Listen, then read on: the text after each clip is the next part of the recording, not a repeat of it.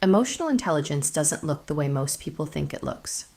It doesn't look like someone who never gets angry, or someone who always says the right thing, or someone with perfectly regulated emotions in every situation.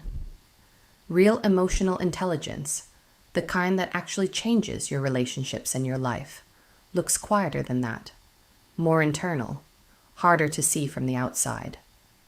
And here's what's interesting. A lot of people who are genuinely emotionally intelligent don't know it, because the signs aren't what they were told to look for. They were told emotional intelligence means being calm, being diplomatic, being good with people, and those things can be part of it, but they're not the core. So this video is about the signs that actually matter, the ones that show up not in how you perform in public, but in how you process in private. 7 of them. And if several of these land, pay attention to that. Before we get into the signs, I want to name something important. Emotional intelligence isn't a fixed trait you either have or you don't. It's a set of capacities that develop through experience, through difficulty, through the willingness to look honestly at yourself and not flinch away. Which means that if you recognize yourself in what follows, that recognition itself is evidence. People with low emotional awareness don't usually wonder if they have low emotional awareness. The wondering is the first sign. Sign 1. You feel things fully, and you don't punish yourself for it. A lot of people confuse emotional intelligence with emotional suppression, with being the person in the room who doesn't visibly react. But that's not intelligence. That's performance. Emotionally intelligent people feel things fully. They feel anger, grief, jealousy, fear, the full range of human experience. What's different is not the feeling. It's the relationship to the feeling. They don't treat difficult emotions as evidence that something is wrong with them. They know that grief means something mattered. That anger usually points to a value that was crossed. That fear is the body getting ready, not the body falling apart. Feelings are information. Emotionally intelligent people read them like that, not as verdicts. Sign 2. You can hold 2 contradictory feelings at the same time. You can love someone and be furious with them. You can be proud of a decision and still grieve what it cost you. You can want to leave and want to stay. Most people find this intolerable. They collapse the contradiction, choose one feeling, suppress the other, and then wonder why something still feels off. Emotionally intelligent people have developed the capacity to hold what psychologists call ambivalence, not as confusion, but as accuracy. Because most real human situations are genuinely ambivalent. Being able to sit with that complexity without forcing a false resolution is a sign of significant emotional maturity. It's uncomfortable, but it's honest. Sign 3. You notice your own patterns, not just other people's. It's easy to see patterns in other people. The friend who always dates unavailable partners. The colleague who creates drama wherever they go. The family member who turns every conversation into a complaint. What's much harder, and much rarer, is seeing your own patterns with the same clarity. Noticing that you tend to withdraw when you feel criticized, that you over-explain when you feel misunderstood, that you overgive when you feel insecure about your place in a relationship. This kind of self-observation isn't about self-criticism. It's not about finding fault. It's about having enough internal honesty to see yourself operating, and to know that what you do automatically was once chosen for a reason, even if that reason no longer applies. People who can see their own patterns are people who can change them. That's rare. Sign 4. You don't need to win the argument. You need to understand it. There is a particular kind of person who can be in a disagreement and not need to come out of it having won, who can hear something that challenges their view and feel curious instead of threatened. This is one of the rarest things I know. Because for most people, being challenged feels like being attacked. The brain treats a threat to identity like a threat to survival. The defenses go up automatically.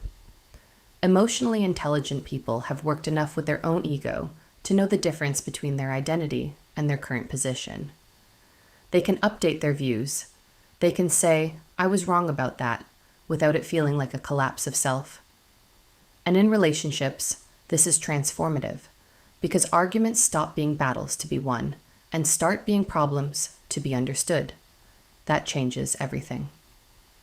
Sign 5. You feel other people's emotions, but you don't drown in them. Empathy is not the same as absorption. Feeling what someone else is feeling is one thing. Losing yourself in it, taking it on as your own, carrying it after they've left the room, being unable to separate their state from yours. That's something different. Emotionally intelligent empathy has a membrane. It lets feeling in without losing the self. You can be fully present with someone's grief without being overwhelmed by it. You can hold space for someone's anger without becoming angry yourself. You can be moved without being swept away. This isn't coldness. This is the opposite of coldness. It's the kind of presence that is actually useful to someone who's suffering, because you're still there. You haven't gone under with them. If you can do this, even imperfectly, even sometimes, you have something that most people spend years trying to develop. Sign 6. You've sat with something painful long enough to learn from it. Most people do one of two things with pain. They avoid it, distract, numb, stay busy, stay ahead of it.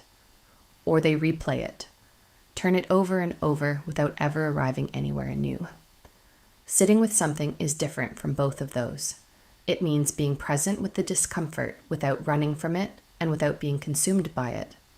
It means asking, what is this trying to tell me? What did I learn here that I couldn't have learned any other way? This is not toxic positivity. It's not looking for the silver lining. It's something harder and more real. The willingness to let difficulty teach you rather than just survive it. People who've done this carry a particular quality, a groundedness, a lack of bitterness even when life has been genuinely hard. They've metabolized their experience instead of storing it. That takes real emotional intelligence. Sign 7. You know that your emotions are yours, not someone else's responsibility. This one is subtle, and it's the one that most fundamentally separates emotionally immature patterns from emotionally mature ones. Emotionally immature people, and we all have this pattern somewhere, so this isn't a judgment, often operate as if their emotional state is caused by other people. If they're angry, it's because of what you did. If they're unhappy, it's because of your behavior. Other people hold the remote control. Emotionally intelligent people have made a different kind of peace with their interior life. They still feel affected by other people. They're not robots. They're not indifferent. But they know that the feeling arising in them is theirs to work with, not yours to fix. This is what makes it possible to have a hard conversation without it becoming an accusation, to express a need without it being a demand, to say, I feel hurt without the subtext of, and you are a bad person for making me feel that way. That capacity to own your emotional experience without drowning in it or exporting it is the heart of what emotional maturity actually looks like. 7 signs. And probably, if you've watched this far, several of them felt familiar. Here's what I want you to take from that. Emotional intelligence isn't a destination. It's not a level you reach and then stop developing. It's a practice, one that gets refined every time you sit with something difficult instead of running from it. Every time you choose understanding over being right. Every time you claim your feelings instead of handing them to someone else. And it's worth noting, these signs often develop precisely because someone's life required them. Because things were hard. Because the easy paths were closed, and the only option was to go inward and learn. If that's been true for you, the difficulty wasn't wasted. It made you more capable of this, more capable of the kind of presence, the kind of honesty, the kind of care that most people spend their whole lives trying to offer and never quite reaching. That's not nothing. That's a great deal. If any of these signs landed, I'd love to know which one surprised you the most, or which one you're still working on. Because that's the thing about emotional intelligence. The people who are furthest along are usually the ones most aware of how far they still have to go. This is part of a series called Lessons Nobody Taught You. Each video is one chapter of a bigger conversation about the things we were never told, but always needed to hear. The next one is already waiting,